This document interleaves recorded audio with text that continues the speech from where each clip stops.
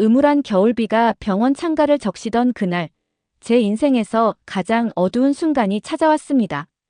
저는 마르크 뒤발, 프랑스 리옹 국립의료센터에서 15년째 신경과 교수로 일하고 있습니다. 42살의 나이에 의학계에서 나름 이름을 알린 전문가였고, 유럽에서 가장 선진화된 의료 시스템 속에서 환자들을 치료해왔습니다. 그런 제가 제일 소중한 단 한 명의 환자를 구하지 못할 거라는 말을 동료들에게 들어야 했습니다. 아버님, 솔직히 말씀드리겠습니다. 알리스의 상태는 관리하는 수준에서 끝내야 할 것 같습니다. 검사 결과지를 내려놓는 장피에르 교수의 목소리가 먼 곳에서 들리는 것 같았습니다.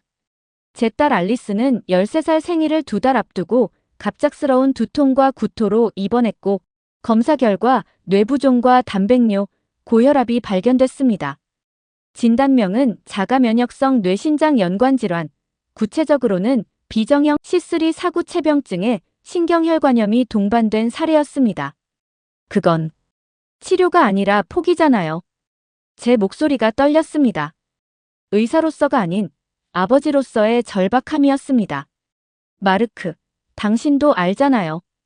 이 질환은 너무 희귀해서 전 세계적으로 모든 사구체 신장염 환자 중 0.02%도 안 됩니다. 게다가 뇌염증까지 동반된 사례는 문헌에도 거의 없어요. 리옹 대학병원 신장내과 수장인 마리 엘렌의 말이 가슴을 파고들었습니다. 그녀 말이 맞았습니다. 이 질환은 너무 드물어 유럽 전체에서도 치료 프로토콜이 확립되지 않았고, 희귀질환청에서도 대증치료 및 관찰을 기본 대응책으로 제시할 뿐이었습니다. 저는 알리스의 병실로 향했습니다. 침대에 누워있는 딸의 모습이 평소보다 너무 작아 보였습니다. 발레리나가 되고 싶어 하던 그 아이는 이제 두통과 부종으로 고통받고 있었습니다. 발레 슈즈 대신 링거액줄이 그녀의 손목에 연결되어 있었습니다. 괜찮아질 거야, 알리스. 그렇게 말했지만 제 가슴은 무너져 내렸습니다. 의학의 최전선에서 타인의 생명을 구해온 제가 정작 가장 사랑하는 딸 앞에서는 아무것도 할 수 없는 무력한 아버지가 되어 있었습니다. 동료들과 함께 알리스의 치료 가능성을 찾아 유럽 전역의 의료기관에 연락했습니다. 파리, 베를린, 취리히. 답변은 모두 비슷했습니다. 안타깝지만 표준 치료법이 없습니다. 유럽 내 희귀염증 질환자 치료가 가능한 병원은 단 5곳뿐이었고, 그마저도 알리스와 같은 복합 질환에는 해결책을 제시하지 못했습니다. 제 아내 카롤린은 밤마다 울었습니다. 발레 학원에서 돌아온 알리스에게 따뜻한 코코아를 만들어주던 그 손으로 이제는 진통제와 약들을 정리했습니다. 예전에 알리스가 그린 그림들이 붙어있는 냉장고 앞에서 카롤린은 자신의 눈물을 딸에게 보이지 않으려 애썼습니다. 여보, 우리가 사는 이 프랑스는 세계 최고의 의료 시스템을 자랑하는 나라잖아요. 그런데 우리 딸을 살릴 방법이 정말 없는 건가요? 카롤린의 질문에 저는 대답할 수 없었습니다. 그토록 자부심을 가졌던 유럽의 의료 체계가 제 딸 앞에서는 속수무책이었으니까요.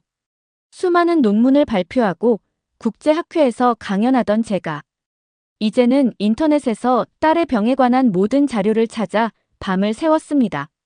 그러던 어느 날 제 연구실 책상 위에 놓인 논문 한 편이 눈에 들어왔습니다. 6개월 전 프랑스 희귀병학회에서 만났던 한국의 한 의사가 발표한 것이었습니다. 그 논문은 희귀 뇌신장 동시 질환의 새로운 치료법에 관한 것이었고, 서울대병원에서의 성공 사례를 다루고 있었습니다. 창밖으로 눈이 내리기 시작했습니다. 알리스의 13번째 생일까지는 이제 50일이 남았습니다. 저는 그 논문을 집어들고 집으로 향했습니다. 희미하지만 한 줄기 희망의 빛이 보이는 것 같았습니다. 그날 밤 논문을 읽으며 밤을 새웠습니다. 서울대병원 김현우 교수의 연구였습니다. 희귀 뇌신장 동시 질환 환자들에게 인공지능 기반 병태 분석부터 통합치료, 생활 복귀까지 성공시킨 사례를 다루고 있었습니다. 제 머릿속은 6개월 전 파리에서 열린 희귀병학회로 돌아갔습니다. 뒤발 교수님, 희귀 복합 면역 질환도 결국 패턴이 있습니다. 정답은 데이터 속에 있어요. 당시 김현우 교수는 그렇게 말했습니다. 40대 초반, 소박한 미소를 지닌 그는 발표장을 압도했습니다. 서울대병원은 아시아 최초로 AI 기반 복합 자가 면역 진단 시스템을 도입해 희귀질환 환자들을 위한 새로운 치료 패러다임을 구축하고 있다고 했습니다. 솔직히 그때는 반신반의했습니다. 유럽의 의사 대다수가 그랬듯이 동양의 의학에 대한 막연한 편견이 있었으니까요. 그러나 지금 딸의 생명이 위태로운 상황에서 그 논문은 마지막 희망처럼 느껴졌습니다. 특히 눈길을 끈 것은 서울대병원의 AI 진단 치료 정합률이 92%를 넘는다는 사실이었습니다. 그리고 희귀 염증성 뇌신장 동시 치료가 가능한 기관으로 한국에서는 서울대병원 희귀질환센터가 유일하다는 정보도 찾았습니다. 아침이 밝아오자 제 손은 이미 키보드 위에서 떨리고 있었습니다.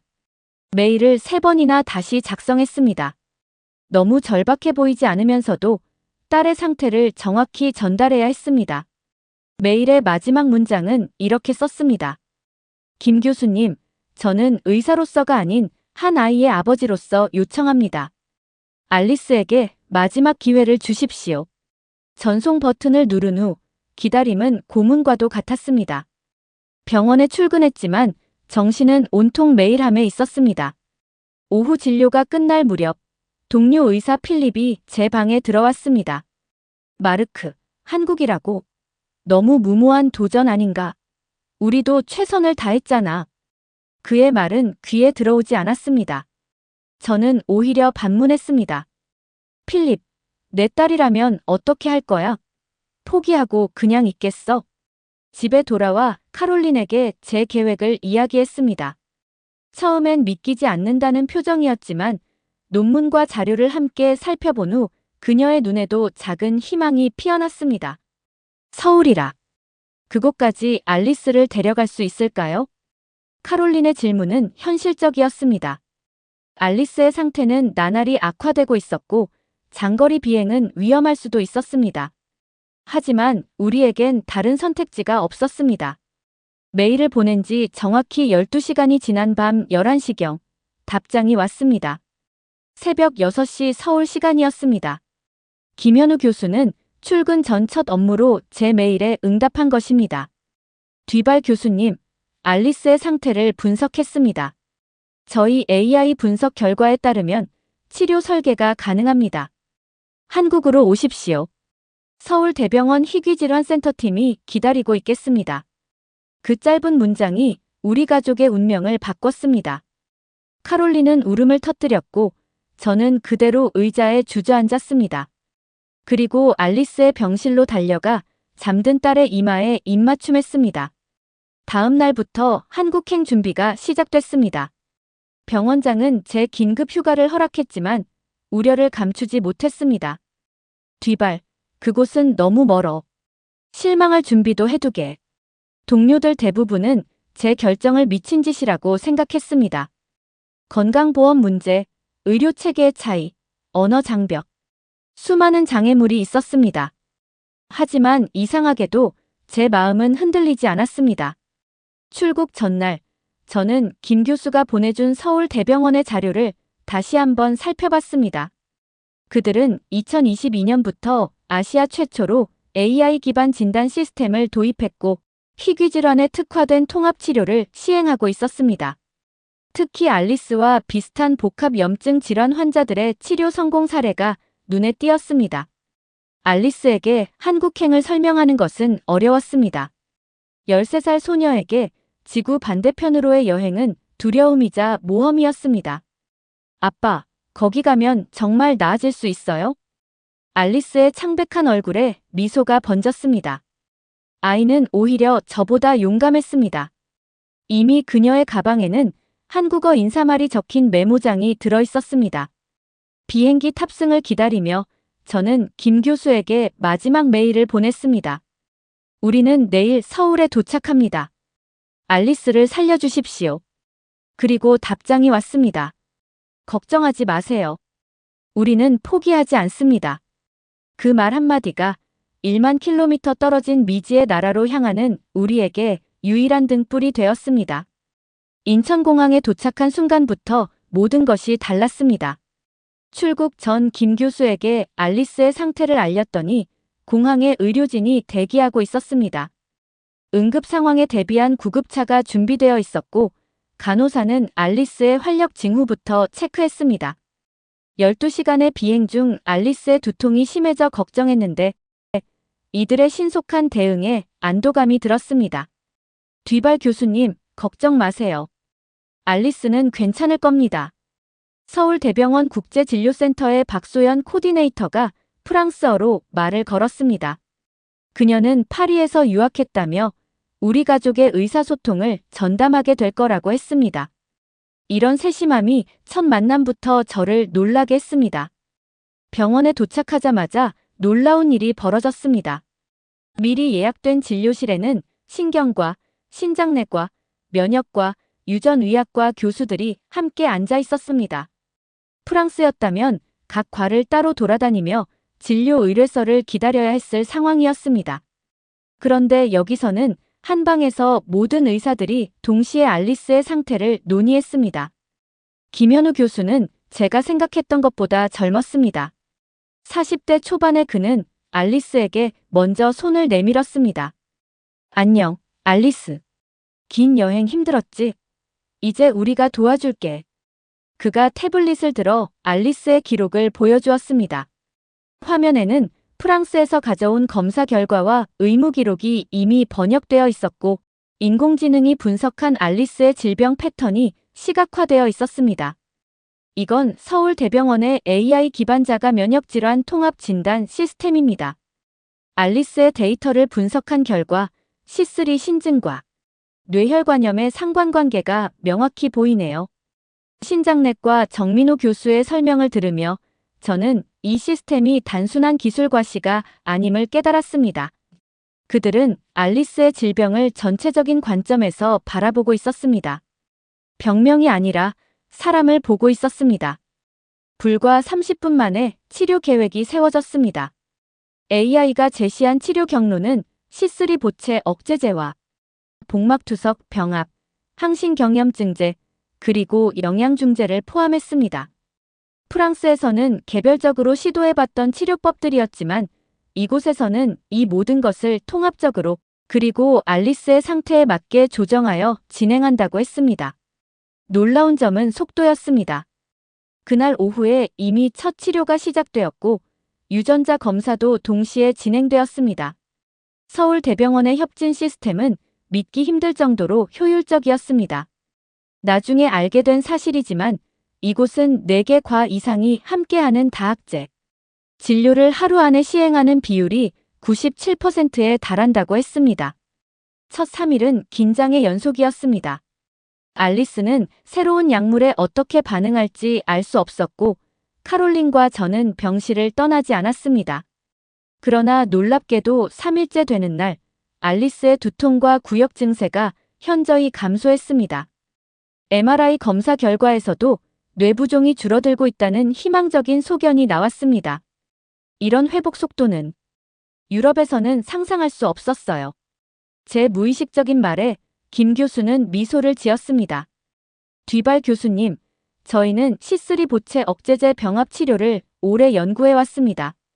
이 방식은 기존 단독 치료보다 회복률이 2배 이상 높아요. 특히 알리스처럼 복합 증상을 보이는 환자에게 효과적이죠. 일주일이 지나자 변화는 더욱 뚜렷해졌습니다. 알리스의 혈압이 정상 범위로 돌아왔고 단백뇨 수치도 크게 개선되었습니다. 가장 놀라운 건 알리스 자신이었습니다. 프랑스에서 무기력하고 창백했던 그 아이가 이제는 병원 복도를 걸어다니며 간호사들과 한국어로 인사를 나누고 있었습니다. 의사로서 저는 이 모든 과정을 학문적 호기심으로 지켜보았습니다. 한국의 의료진들은 제게 치료 과정을 상세히 설명해 주었고 논문에도 없는 임상 경험까지 공유해 주었습니다. 특히 복막투석과 신경염증 병합관리 치료는 한국에서 이미 7건의 성공 사례가 있었지만 유럽에서는 아직 시도된 적 없는 접근법이었습니다.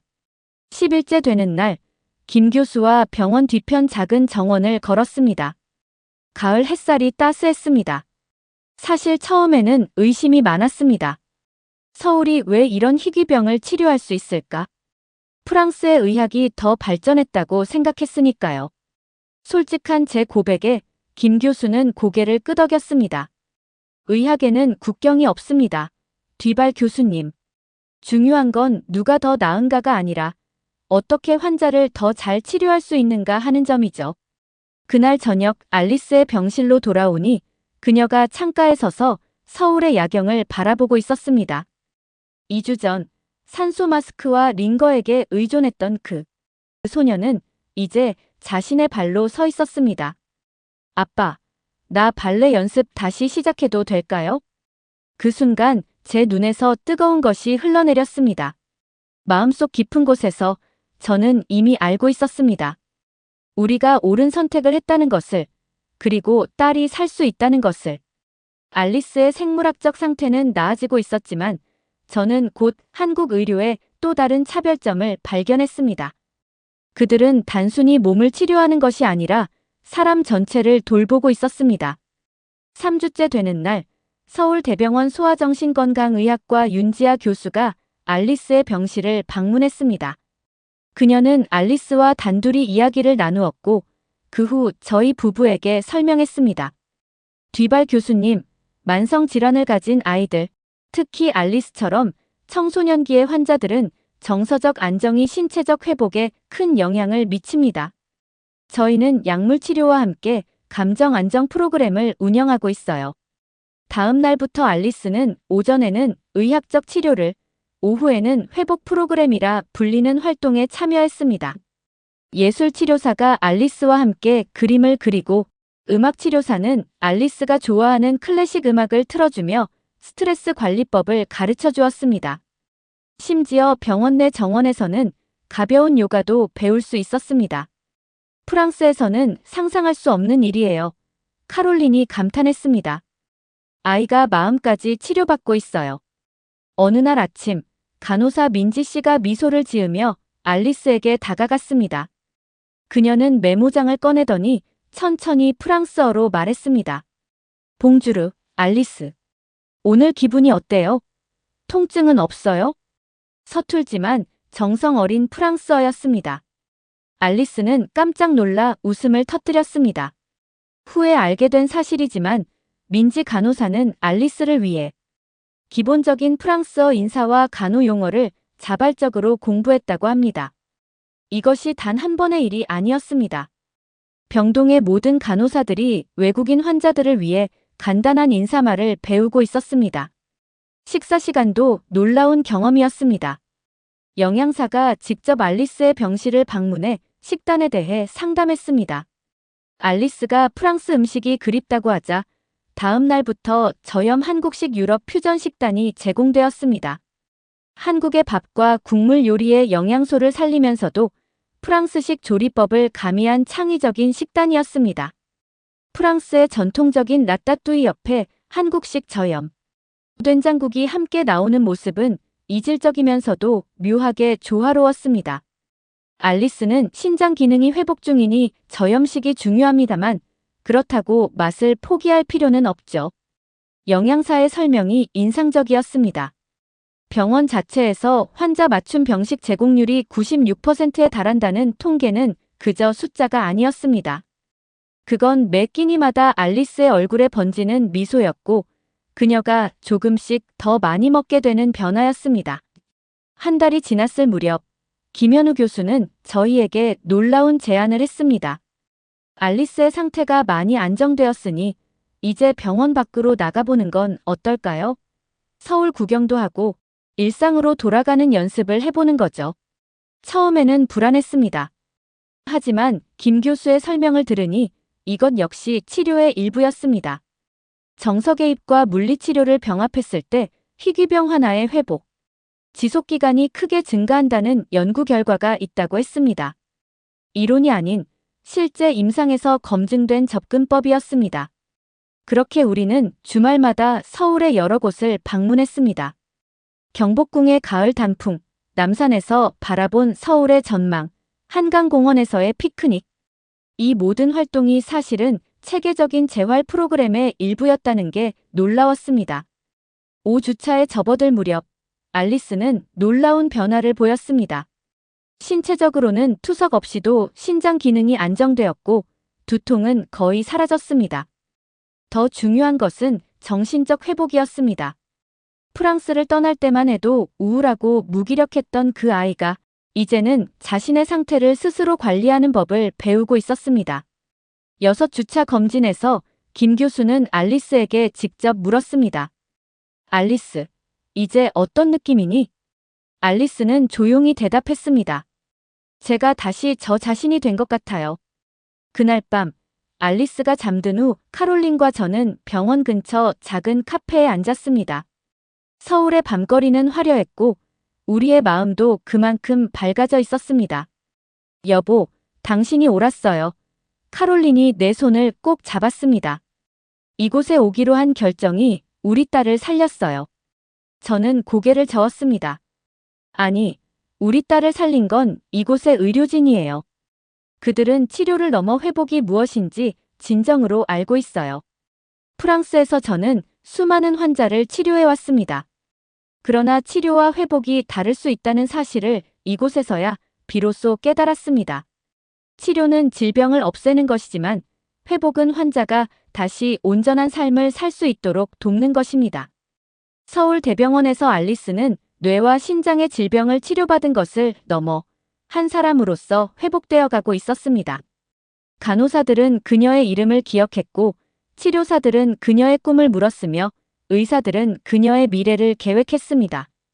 병실로 돌아오는 길에 카롤린이 말했습니다. 마르크, 당신도 변했어요. 프랑스에서는 늘 의학 논문과 연구에만 빠져 있었는데 이제는 환자의 마음까지 생각하는 의사가 되었네요. 그 말에 저는 미소 지었습니다. 프랑스의 신경과 교수로서 저는 이곳에 배우러 온 것이 아니었습니다. 하지만 아버지로서 그리고 의사로서 저는 매일매일 새로운 교훈을 얻고 있었습니다. 치료는 과학이지만 회복은 예술이라는 것을. 치료 시작 6주차, 운명의 날이 왔습니다. 김현우 교수를 비롯한 모든 치료팀이 회의실에 모였고 알리스의 최종 검사 결과를 놓고 평가가 이뤄졌습니다. 창밖으로는 가을의 마지막 햇살이 비치고 있었습니다. 뒤발 교수님, 알리스의 신장 기능이 정상 범위의 80%까지 회복되었습니다. 뇌부종은 완전히 사라졌고 신경염증 지표도 정상입니다. 김 교수의 목소리는 담담했지만 그의 눈빛은 기쁨으로 빛났습니다. 모니터에는 알리스의 첫 MRI와 최신 MRI가 나란히 표시되어 있었습니다. 불과 6주 전 뇌의 여러 부위에 염증으로 인한 하얀 그림자가 가득했던 화면이 이제는 맑게 정화된 모습이었습니다. 더 중요한 소식은 신장내과 정 교수가 말을 이었습니다. 알리스는 이제 투석 없이도 일상 복귀가 가능합니다. 물론 약물 치료는 계속되어야 하고 6개월마다 검진이 필요하지만 그의 말이 끝나기도 전에 카롤린은 흐느끼기 시작했습니다. 저 역시 감정을 주체할 수 없었습니다. 프랑스에서는 감히 꿈꿀 수 없었던 순간이었습니다. 알리스가 다시 학교에 갈 수 있고 발레를 출 수 있고 그저 평범한 10대 소녀로 살아갈 수 있다는 사실이 믿기지 않았습니다. 팀 회의가 끝난 후 김 교수와 단둘이 이야기할 기회가 있었습니다. 그동안 제 마음에 자리 잡은 질문들을 꺼냈습니다. 김 교수님, 저는 이해가 안 됩니다. 프랑스의 의학도 세계적 수준인데 왜 우리는 알리스를 살릴 수 없었고 한국에서는 가능했을까요? 김 교수는 잠시 생각에 잠겼다가 대답했습니다. 뒤발 교수님, 이건 기술의 차이가 아닙니다. 물론 저희 병원의 AI 기반 희귀 복합 염증 질환 치료 성공률이 74%로 세계 평균 32%보다 높은 것은 사실이지만 진짜 차이는 접근 방식에 있습니다. 저희는 질병을 보지 않고 환자를 봅니다. 알리스의 신장만 또는 뇌만 보지 않고 알리스라는 사람 전체를 보았습니다. 그의 말은 제 가슴을 울렸습니다. 프랑스의 의학은 뛰어났지만 한국은 인간적이었습니다. 전문성과 인간미가 완벽하게 조화를 이룬 의료 시스템이 제 딸을 살린 것입니다. 퇴원 전날 병원 스태프들이 작은 깜짝 파티를 열어주었습니다. 간호사들과 치료사들, 심지어 병원 식당의 요리사까지 알리스에게 작별 인사를 하러 왔습니다. 알리스는 한국어로 준비한 짧은 감사 인사를 읽었고 민지 간호사는 그만 눈물을 보였습니다. 뒤발 교수님 가족이 저희에게 많은 것을 가르쳐 주셨어요. 희귀 질환을 가진 외국인 환자를 돌보면서 저희도 함께 성장했답니다. 이 말에 제가 오히려 놀랐습니다. 그들이 우리에게서 배웠다니요. 저는 겸손하게 고개를 숙였지만 마음속으로는 그 반대라고 생각했습니다. 저희가 한국 의료에서 배운 것이 너무나 많았습니다. 파티가 끝나고 김 교수와 마주했을 때 저는 그에게 진심을 전했습니다. 김 교수님, 한국 의료는 세계의 희망입니다. 프랑스로 돌아가면 꼭 이 경험을 공유하고 싶습니다. 그는 겸손하게 미소 지었습니다. 후에 알게 되었지만 서울대병원의 AI와 협진 시스템, 융합 모델은 2023년 세계보건기구의 글로벌 혁신 의료 사례로 등재되었다고 합니다. 그러나 김 교수는 그런 칭찬을 한 번도 자랑하지 않았습니다. 귀국 비행기에 오르기 전 인천공항에서 알리스가 저에게 말했습니다. 아빠, 나는 한국에서 두 번째 생일을 맞았어. 그 한마디가 전부였습니다. 13살 소녀의 짧은 문장이었지만 그 속에 담긴 의미는 깊고 무거웠습니다. 그녀는 정말로 이곳에서 새 생명을 얻었습니다. 프랑스로 돌아온 후 저는 곧바로 변화를 시작했습니다. 리옹 의과대학에서 한국의 협진 모델을 소개하는 특별 강의를 열었고 희귀질환 진료 시스템 개선을 위한 태스크포스를 구성했습니다. 초기에는 회의적인 반응도 있었지만 알리스의 완전한 회복을 목격한 동료들은 점차 관심을 보이기 시작했습니다. 한국에서의 경험은 의사로서의 저를 완전히 바꿔놓았습니다. 이제 저는 환자들의 차트를 읽기 전에 먼저 그들의 얼굴을 봅니다. 진단명보다 환자의 이야기에 귀 기울입니다. 약물 처방 외에도 그들의 일상과 정서적 건강에 관심을 갖습니다. 작은 변화였지만 제 환자들은 달라진 저를 금방 알아챘습니다. 귀국 3개월 후 알리스는 발레 연습을 재개했습니다. 처음에는 간단한 동작부터 시작했지만 곧 예전의 실력을 되찾아갔습니다. 그녀의 첫 발레 발표회 날 저희 부부는 객석 맨 앞줄에 앉아 딸의 우아한 춤을 지켜보았습니다. 카롤린은 제 손을 꼭 쥐고 속삭였습니다. 여보, 저 아이는 두 번의 생일을 가진 특별한 아이예요. 그리고 저는 그 자리에서 조용히 굳은 약속을 했습니다.